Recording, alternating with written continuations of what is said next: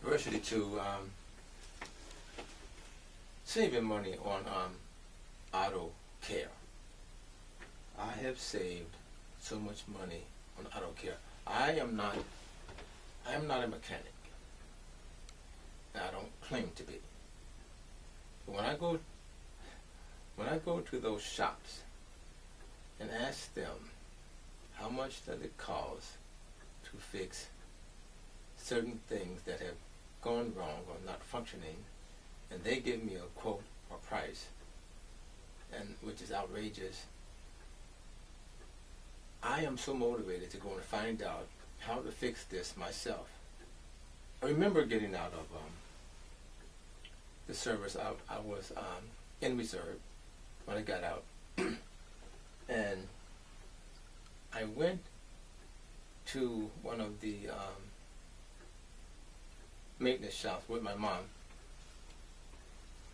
to be with her so they won't rip her off.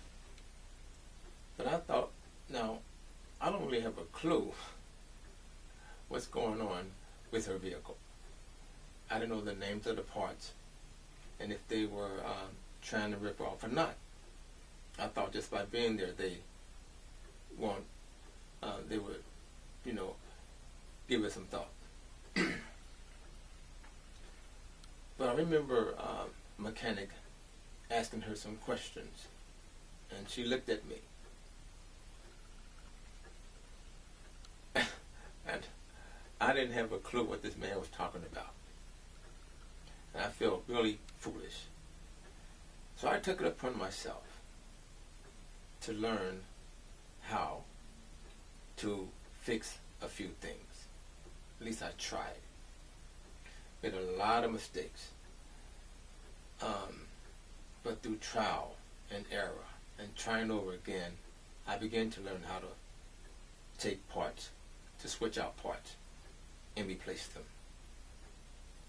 When I got to the spark plug wires and the belts and things like that, some of the simple stuff to replace, one thing at a time I would learn, then go and learn something else.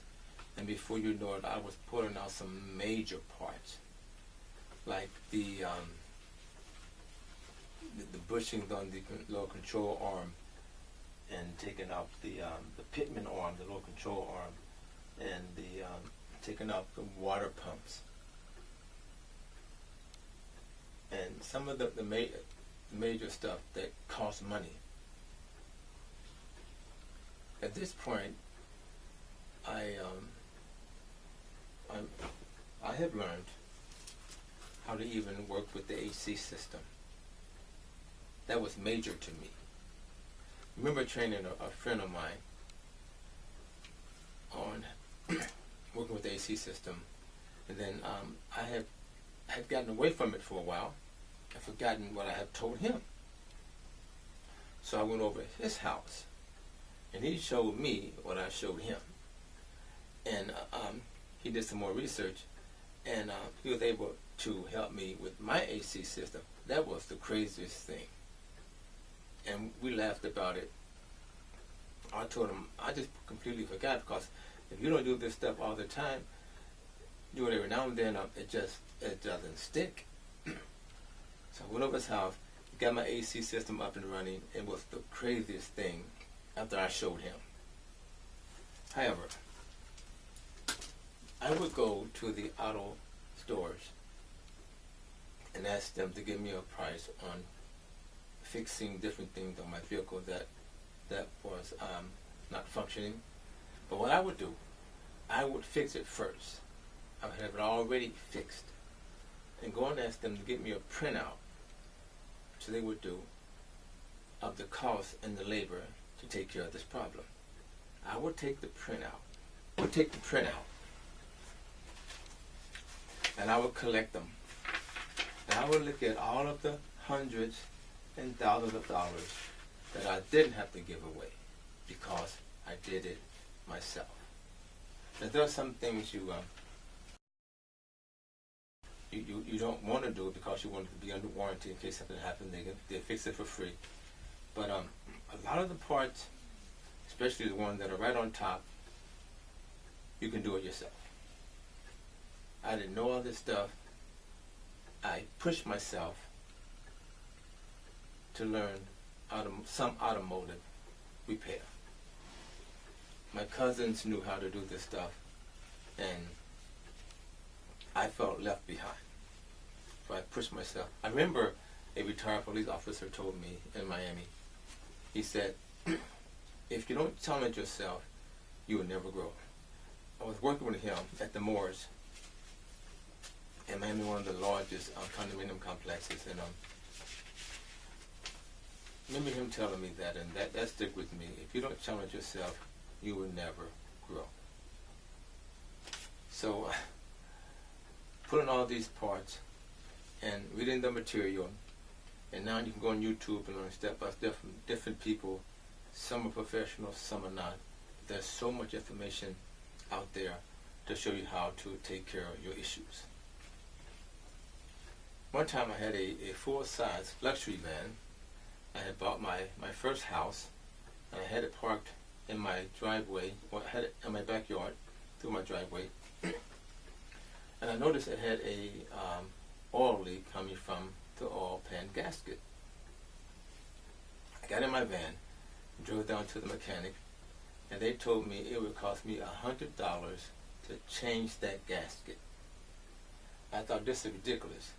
It had about 18 bolts around that pan. So I bought the gasket, which was probably $14. Went home, took those bolts out, cleaned out my pan, cleaned off around under the oil pan, reinserted it. It was over. It didn't cost me $100. I spent about $14. And I thought, okay, now what's next? My transmission filter and pan. Same thing. Removing those bolts around the pan, taking the pan down, draining it, pulling the old gasket off, getting the transmission filter, replacing it, putting the screw back in, or 2 screws back in, getting the gasket down there, getting the gasket sealer on there, putting everything back in place, putting those bolts back, and you're done. You just saved yourself so much money. Some of those places charge $100 an hour for labor. I have been to shops where I would leave my vehicle and go home. I don't like waiting. I would come back and there'd be customers still sitting there. That's another thing I thought, well, this is not going to happen too much. So planning your work and working your plan, and applying yourself and gathering all the information you can, and doing this stuff yourself if you so desire to do. And don't be intimidated. You're going to make mistakes. That's how you learn. Diversity too. I'm not a mechanic, but I refuse to give them my money. You imagine thousands of dollars a year trying to maintain your vehicle, or someone else to maintain your vehicle. Now all that money's gone away from you. Down then to work on all kinds of vehicles if you can, if the opportunity arises to get the experience.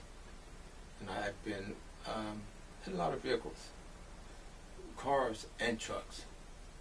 Trucks seem to be the most expensive because of the ball joint and suspension system, because of all the ruggedness that they go through. The parts wear out faster.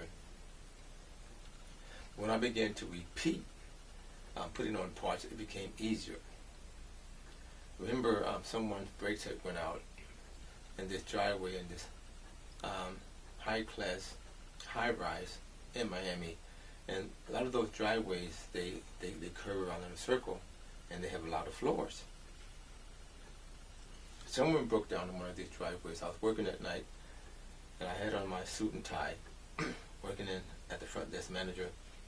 Someone came and got me. They said, I know someone that can take care of this problem, because this was a major problem. and when a front desk manager, you had to take care of all the issues yourself. You were pretty much by yourself with someone, a rover supporting you at night. You didn't want to wake up the manager at 2 in the morning. You didn't want to wake up staff at 2 in the morning. So someone came and sat at my desk while I went and got this car situated. It was it was dark outside. We got the rotor off, got the new brakes on, and the car was drivable. I was able to get up the driveway and that stopped the traffic from backflowing, because sometimes there's only one way in, one way out. But I pretty much changed those brakes in the dark. I was driving down the street one day, a major street, and I seen a young lady on the side of the road. She had pulled up inside of business complex parking lot, the Home Depot and all those businesses lined up. And I noticed she had an infant in the car, and she was struggling with her front bumper. It had fallen off her vehicle. And I maneuvered through the traffic and made my way over to her, and just went over to start helping her. I parked my truck. Yeah, I knew exactly what to do to get this over with quickly. It seemed like she was, from the looks of it, she was on her way to work or to dropping off the baby. She had to go to work. So I grabbed my drill, grabbed some screws, went over, got that bumper on real quickly, and she was off on her way. She said, "Thank you," and that was it. Knowing exactly what to do. I've seen this situation before. Sometimes those plastic screws come off your bumper, or you've been bumped and just knock the whole support system off, the brackets off. But I got her out of traffic and got her to work wherever she was going, and she was thankful, and it was over.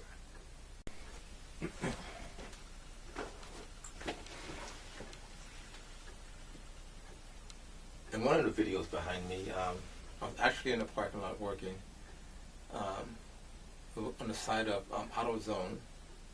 This neighborhood, very nice neighborhood, and nobody bothered you. You can come there and work on your vehicle. So I was recording myself. I had my camera out, recording myself, doing a video for YouTube. And this lady saw me from a distance, and she yelled over at me, said, "Hey, are you doing a YouTube video?" And that was very unusual. And she pulled her truck around next to mine and said, I need your help. After I told her, yes, I was doing a YouTube video, I need your help. She needed a headlight bulb placed in her new SUV. I was able to get the globe off, get the bulb in, and she was on her way. She paid me. I told her she didn't have to, but she did anyway. But that was the funniest thing.